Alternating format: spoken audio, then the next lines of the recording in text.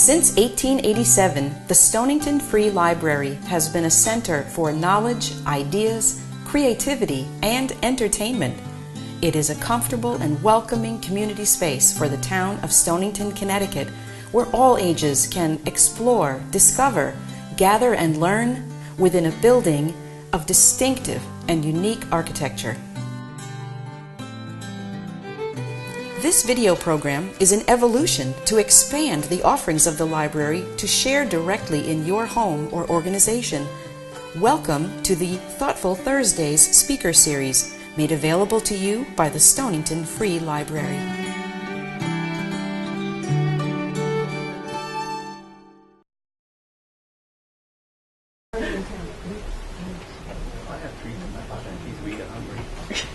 Liver. People treats or dogs? No, dogs. Good afternoon, everyone. My name is Dodie Bump, and I'm a member of the Library Program Committee, and it's my pleasure to welcome you all to our Thoughtful Thursday series given by the Stonington Free Library. It's my honor and pleasure to introduce our speaker, my friend, my neighbor, Jean Baur. Jean and her therapy dog, Bella, who's adorable, live in Stonington with her husband, Bob Perino, who's our bookseller extraordinaire, and they volunteer in both Connecticut and Rhode Island. They visit special needs children in schools, they go to rehab facilities, hospitals, and a local cancer center, bringing the joy unleashed to all of them. As Jean writes in her new book, Joy Unleashed, the story of Bella, the unlikely therapy dog, these dogs are truly ambassadors of exuberance. You'll see that in action today. Jean is also the author of 2 career-oriented books and is a professional speaker who inspires audiences to maximize their potential, and we hope to have her in next year speaking on another Thoughtful Thursday event. Bella has worked for 5 years as a certified therapy dog, and she and Jean are honored to be part of so many others' lives. Copies of the book will be available for purchase at the table in the back, as they were in the beginning of the evening. And Jean will kindly sign your book at the table back there.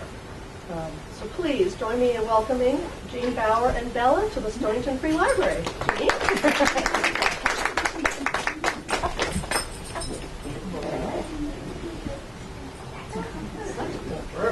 Well, she thinks all chairs are for her, so I might as well just let her have the chair. We were at the Savoy bookstore. Oh, you're going somewhere else? You want to see Daddy? That's a good idea.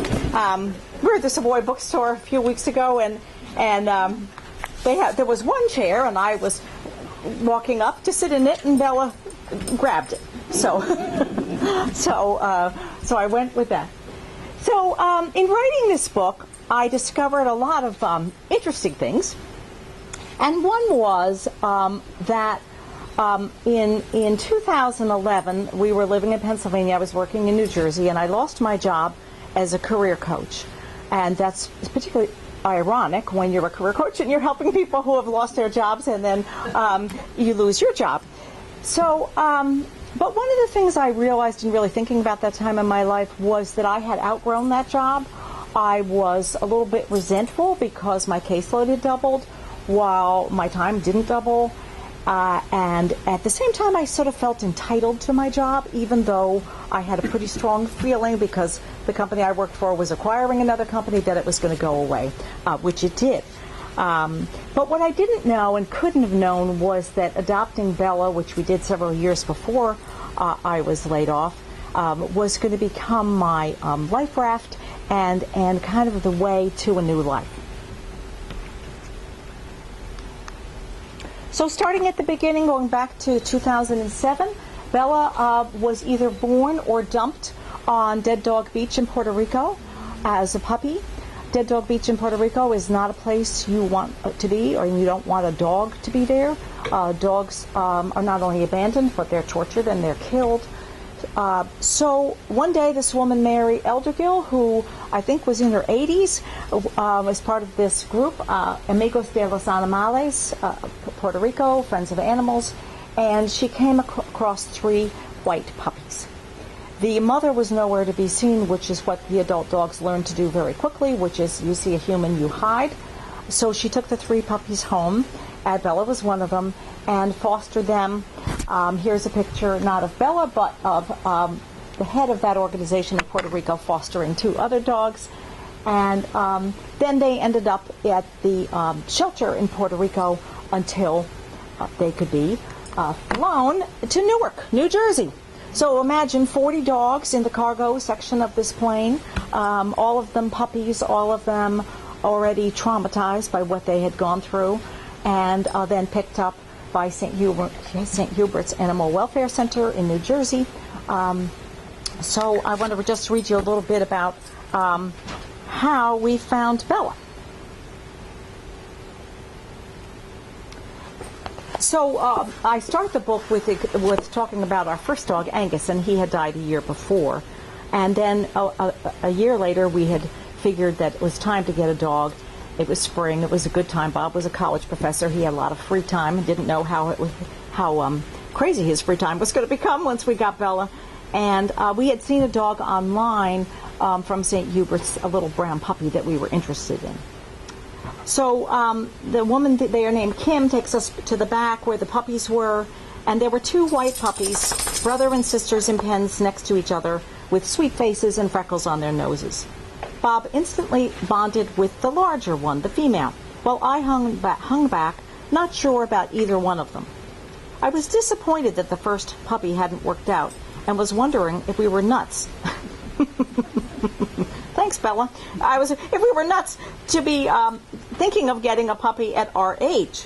Late 50s for Bob, early 60s for me. But when we sat on the grass with this one, she stayed with us and seemed curious. After sniffing around for a few minutes, she sat down on top of Bob's foot.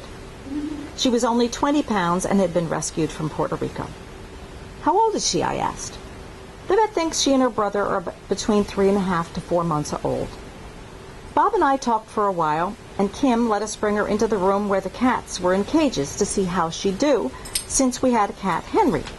She sniffed around the room with her ears up, but didn't lunge at the cages or bark, so we figured she'd be all right.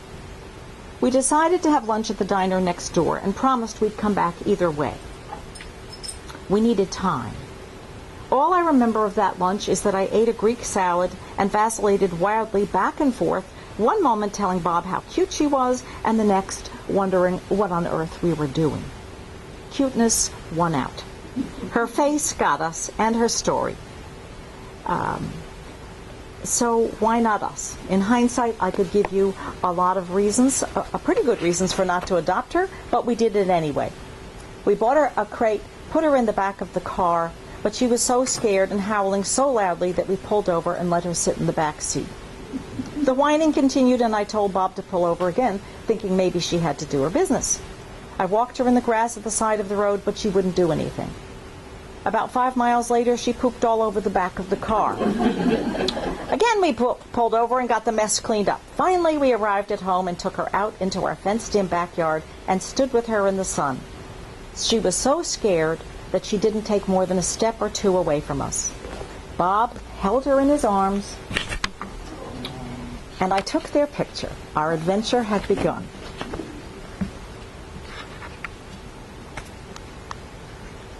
So here's Bella at a rare calm moment when she was, you can't really see it too well, but she had stuck her head in the baby pool that we had for our granddaughter, so her face is all wet. She's basking in the sun. And then here she is with Henry. She decided instantly that furniture was for her, beds, couches, anything. So, and she has this funny habit of sticking her arms up in the air when she lies on her back. And Henry, who is also a rescue, our cat, thinks he's a dog. So he's absolutely fearless, which I'm going to read to you about that. It wasn't entirely smart. Oh, she's going to check out a book. I guess she'll be just fine. So we had the crate, which kind of saved us, but we had never had a puppy. We weren't used to this level of energy. Bella didn't know how to walk. She only ran. And she ran so fast that she would fly into things, and we had to have her on the leash even in the house. She's having a good time. So let me just read to you a quick piece about our first few days. So on about the 5th day with Bella, I was upstairs getting ready for work, and I heard Bella tearing through the house after Henry. Her nails slid on the hardwood floors, and I heard an occasional crash, as she collided with anything that got in the way. "Bob," I shouted, "what's going on?" Thought I'd see how they'd work it out themselves. Are you kidding? I ran downstairs half-dressed to find Bella barking at the couch. Henry had wisely gotten himself underneath it where she couldn't reach him. "Crate time," I told her, putting her in the crate with a treat. "Henry is not a snack. You can play with him, but you can't hurt him." And that actually this chapter is called "The Cat is Not a Snack." She looked at me with her deep brown eyes as if saying, "Really? Be a good girl and have a little quiet time." She flopped down on her side and chewed on the thick mat that lined the bottom of the crate.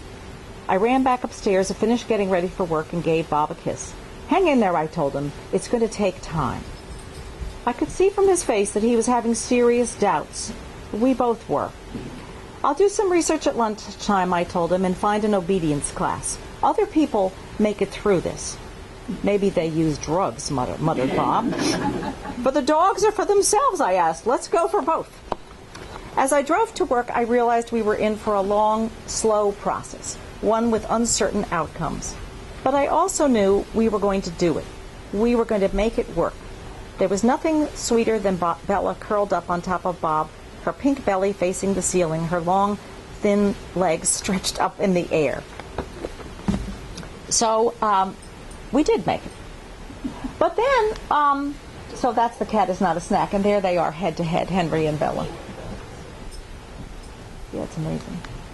So we got Bella in 2007. In 2008, as she was nearing 2, she likes you, yeah. It's okay, Bella. I said to my vet, she was a whole lot better by that time, but she was still crazy. And even walking with her was a challenge because she would just dart all over the place. So I said to my vet, this dog is really tough. And he said, "Well, Jean, she needs a job." "Sit down. Sit. That's good. Let's stay all the way down. All the way down. Yeah. Okay. Good girl." So he said, "This is a dog who needs a job." And I'm like, "A job? What are you talking about?" And he said, "Yeah, look, she needs agility. She needs to do agility training." So I said, "Okay." So I enrolled her in we did 2 years of agility training in a barn in Princeton, New Jersey, freezing cold in the winter, hotter than blazes in the summer with flies everywhere. It was a horse barn. And Bella's idea of agility was, this is a playground. Let's have fun. She'd go up the big thing that I forget the name of. She'd go over the teeter, the walk with the weave poles, through tunnels. She was really great at it because she's so fast. But what she wasn't so great at was actually listening to me. So if I said tunnel and she saw something else that looked like more fun, she went for the something else. So we finally got to the point after 2 years of this that she could compete. We did 3 trials. She did okay in the first, better in the second, really great in the third. And then I discovered that wasn't my world, the world of agility. Long story, but it's in the book. You could read about it. So a friend of mine said, "Let's see if we could get our dogs certified as therapy dogs." And I said, "What a great idea." So in 2011, Bella becomes certified as a therapy dog. To back up a little bit, she had to pass Canine Good Citizen, which is a AKC, an American Kennel Club class, and then she had to pass the actual test itself. And the test was tough. It was harder even than the Canine Good Citizen. So, for example, she had to sit at my side, and then the tester had his huge German Shepherd and did this circle right around us, and Bella was supposed to stay seated and calm beside me. She did not. She, as soon as the Shepherd came around, her hackles were up, and she's like this, looking behind her because she was scared of the dog. But other parts of the test she aced. So they put a salami on the floor, and I had to walk past it and say, "Leave it." And she was on leash, but say, "Leave it." And she had to walk, because in the hospital there's stuff on the floor in the nursing home that would be bad for a dog. So she aced that part. She was great. Other parts but I had my heart in my mouth, not sure, was she going to make it? And finally, the women testing her said, "Come on over to the desk." And I said, "But did she pass?" And they said, "Yes, but you cannot do the courthouse, because in the courthouse, dogs are very close to other dogs, and that they use the dogs to, especially for children who have to testify against their parents or another relative. It's just so sad. So I promised them I would never do the courthouse, and I haven't. But she now goes to L&M Hospital, Waterford Cancer Center, the schools you'll see some pictures of in a second, and Apple Rehab, colleges. She's falling asleep. So the amazing thing about this timing was that she got certified just as I lost my job. So I was notified in the fall of 2011. Finish out the year, Jean. Thank you for so much for the last 16 years, but goodbye, because the company I worked for had bought another company. We know how that story goes. And so I was kind of too busy finishing up to worry about it, but once the new year hit, I really was worried, like, what am I going to do? And by that time, I'd gotten all the paperwork done, and Bella and I were able to start volunteering in the hospital. And then, just because that wasn't quite enough change, we decided to sell our house in Pennsylvania, moved to Stonington, so this is spring of 2012. And here we are outside Apple, me and my friend Deb Burgess, who lived in Baur a long time, and her dog Shelby. So there we are, and we go to work.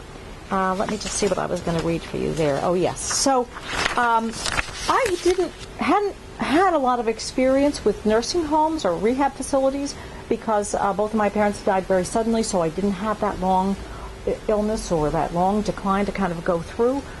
But and when I had friends or friends of friends who were there, I was one of those. I get in, I got out as fast as I could. I didn't really want to be there, so I was nervous about the nursing home.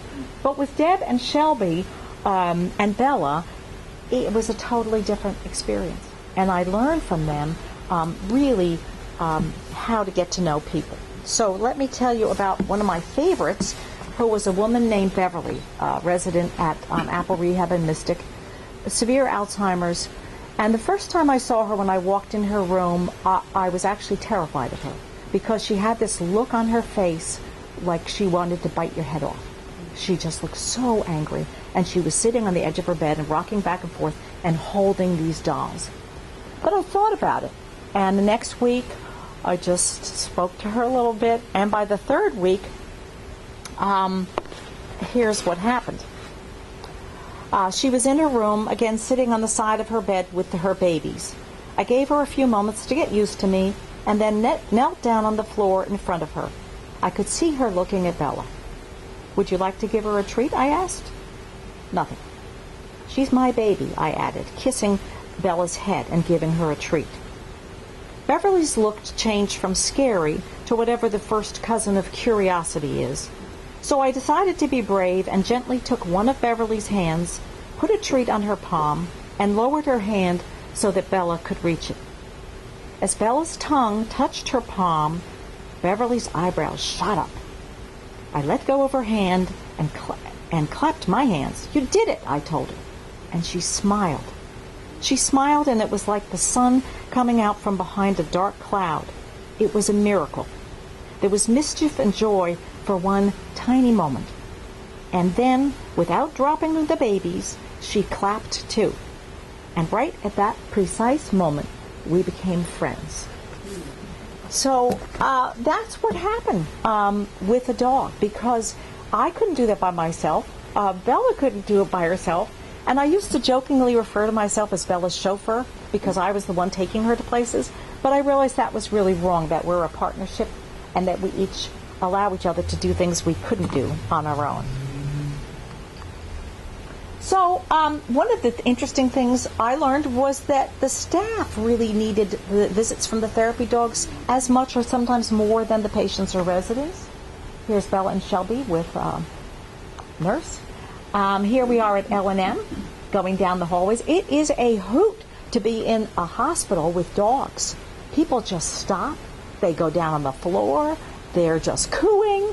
But one of the reasons the subtitle of this book is The Story of Bella, the Unlikely Therapy Dog, is she has a lot of issues. And one is she doesn't like to have her head patted. That's really quite a challenge for a therapy dog. And the nurses at L&M would come flying at her and, "Oh, a dog," and want to pat her head. And I'm like, it's not going to work. So that's why I always carry treats with me, and we work around it. But with the patients, when she can get in bed with them, see them on her own terms, she's really just fine. And then in the fall of 13, we started working at Dean's Mill School with special needs children. So here's Bella and the special ed teacher and me and one of the students who's blind. Look at Bella looking at the book. Isn't that awesome? Yeah. So she gets them excited about reading, and this boy was so afraid of dogs. His father told me that if he saw a dog from the car, he would start to shake. And look at him, right next to Bella. And loves hanging out on the cushions. That was a boy who made me do a somersault, and I will never do that again. I was dizzy for like a week. It was awful. And sometimes she's just a friend, so just kind of hanging out. And after work, time to rest, and you can see the tennis. She's curled up around her tennis ball, and Henry, and I think those are Bob's legs there too. So they're all having a night. That's you under the blanket. Yeah, you're under the blanket. Yep. So time to rest. And after that, time to run. This is Barn Island. So the title Joy Unleashed came from a lot of different things, but one was having grown up in the country where we had 13 acres of land and no houses nearby in Katona, New York. I didn't ever have my dogs on a leash. So I wanted Bella to be able to run, because there's no way I can run half as fast as this girl. And here she is at Barn Island having a great time. Then she jumps in the water, then she rolls in the mud, then she jumps in the... So sometimes she's a brown dog, and so then eventually she's white again. But that was scary, training her to be, because a couple of times I did lose her. But not for more than about 10 minutes. But those were scary 10 minutes. But I just really wanted her to be able to be a dog and to run. And here's a video. There's no sound, but... So training really never stops. And this is one of the commands, which is called paws up. So she's learning to put her paws up in my lap. And Henry has decided that, hey, wait a minute, I want to be a therapy cat too. So here they are. See, come on, give me the treat. What's with you? But we do this almost every night because training has to be reinforced.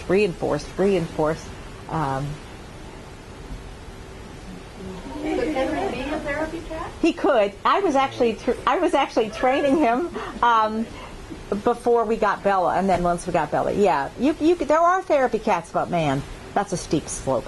It's hard. You know cats, right? Yeah, and allergies. Yeah. Well, and even getting into Dean's Mill was very difficult because the school nurse was really worried about allergies.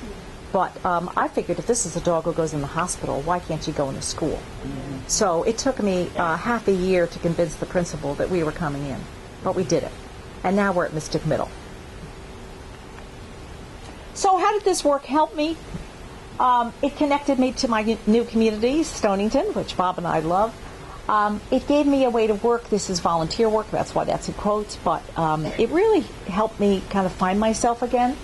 Built my self-esteem. It exposed me to everyday miracles. It's just so amazing to see what these dogs can do, not just Bella, but other therapy dogs. And I love it.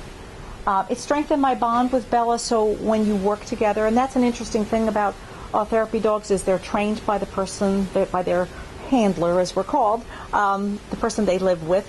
So a lot of people say to me, well, who trained your dog? Well, me. Endlessly. But you can't switch, like Bob couldn't take her to the hospital. It's a one-to-one bond, because it's very intense. And it taught me some life lessons. Don't talk all the time. That's a hard one for me. Don't be afraid of people who are ill, dying, or can't respond. So that was really new for me to learn that. Travel with your pack, so it's wonderful to be with another person and another dog.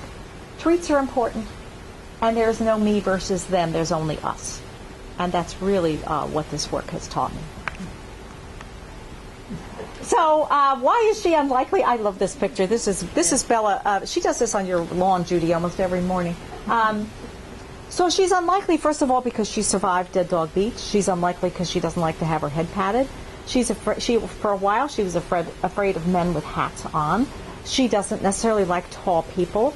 She hates thunder, fireworks, gunshots, the wind. She's afraid of the dark. I mean, the list goes on. We have to go out with her at night because she is terrified of the dark. So that was pretty unlikely, but she made it. So one of the really wonderful things I've learned from this work is that slow is the new kindness. That and let me just read you a little bit about that from the end of the book. What page was that? Yeah. Because Bella is such a fast dog, it's kind of ironic that this is the lesson that I have learned from her. So, mostly I learned from Bella, who, like me, was so fast she was a white blur, that I wouldn't die if I slowed down. I would be okay if I stopped. I didn't have to prove anything. No matter what she was doing, she was present, and time stood still. She was really good at changing gears, too. She could flop down on the floor and be fast asleep a minute after chasing Henry around the house. I finally figured out that this was where kindness was born. You really couldn't be kind if you were in a hurry, if you were thinking about the next thing. Slow was the new kindness. It was a discipline, a way of being. And I love that picture. Isn't that good? So just in wrapping up, I'm going to read you just from the very end of the book, and I want to first thank Dodie and Michaela and all the other people on the committee who helped make this happen, and I can't tell you how much we love being in Stonington. It's just the best. And then Bob and I will be in the back if anybody needs a book. So just from the very end of the book, Deb, again, is my friend who goes to Apple Rehab with me with her dog. So as Deb and the two dogs and I made our way down the long hallways of the rehab facility, there were ghosts, shadows of the previous residents. I'd say to Deb, someone's in Frank's room, knowing she'd remember him. Or she'd say to me, I miss Chuck, and we'd smile, thinking of the time he ate the dog treat. He did, too. And my friend Deb said, Jean, put your fingers in his mouth and take it out. And I said, no, I'm not doing that. They're liver. They're organic. It'll be good for him, right? We loved his wife as much as him. She was so patient, so grateful for our visits. I realize now that the joy Bella and Shelby brought took place where lives were broken, where loss and sadness resided. But the dogs taught me that we were all in this together, and that what looked like a depressing place from the outside could be transformed by friendship and what we learned from each other. The residents all taught me something different. Olive, how to face death without a struggle. Karen, how stories last and can be passed on. Chuck, that the dogs we love stay beside us always. Betty, that having two dogs show up to celebrate your 95th birthday is better than cake. And Wendy had Down syndrome, that love can be perfect even from a broken body. And Beverly, my wonderful Beverly, that you never know when someone will come along and be the mother you lost. Like a dog unleashed, running full out, like the white streak that was Bella, hunkered down, flying across a field, like Beverly's smile, like Deb's face when she said to a new resident, would you like to see the dogs? Like all that, joy breaks out. It fills the room. It's light, dappled light, reflecting up from itself, up walls, up everything. It's what my father used to call hitty-hatties, for the light shimmering on tree trunks at the edge of water. There was no real way to capture it, none at all. But Bella didn't mind not having the words. She spoke fluently with her whole body, a gift to all she serves, and was simply joy unleashed. Thank you so much. Oh, yay, I'm awake. She was asleep. So, does anybody have any questions for Jane? Or Bella. Or Bella, for that matter. Yes. Questions about training? Yes. In the back. Just a comment. Yeah, sure. I don't know if you knew, but Debbie Burgess worked here for many years. Oh, yeah, I forgot that. Yeah, but she... Yeah. She's been wonderful. Yeah, she's great. Yeah, she was a real guide to me, just especially at rehab, at Apple Rehab. And we still go there. Yes? No, we did our training in Pennsylvania. Oh, yes. Yes. In fact, in the back of the book, there's a whole list of them. as well as a whole list of books about dogs. Bella is certified through a group in Pennsylvania called the Bright and Beautiful Therapy Dogs, Inc. Here it's Pet Partners. That's the big one. But basically what you have to do is go through obedience, then take Canine Good Citizen, which is basically advanced obedience, and then Pet Partners. In fact, Kathy Bishop, who was the person with me in the hospital, she's an evaluator. She lives in North Stonington. So she would arrange with you and come to a big room somewhere and bring a dog, and she would evaluate you.